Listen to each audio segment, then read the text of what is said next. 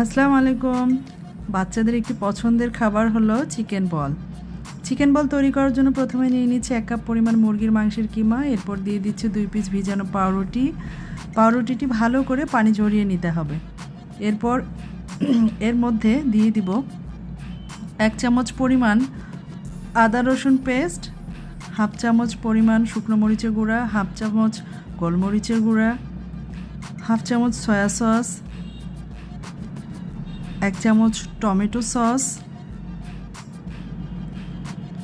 এবং পরিমাণ মতো লবণ। এই সব উপকরণগুলো ভালো করে মিশিয়ে নিতে হবে। এরপর হাতে সামান্য পরিমাণ রান্নার তেল মেখে ছোট ছোট বল করে নিতে হবে।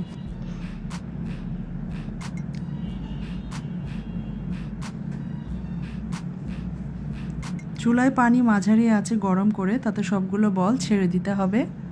আমি এখানে 5 মিনিটের মতো সিদ্ধ করে নিয়েছি।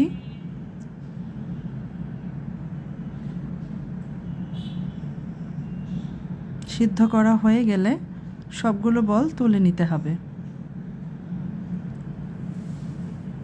চুলায় একটি প্যানে তেল দিয়ে হালকা গরম হলে বলগুলো সব দিয়ে দিব। হালকা বাদামি হওয়া পর্যন্ত ভেজে নেব। মাঝে মাঝে এগুলোকে উল্টিয়ে পাল্টিয়ে দিলেই হবে।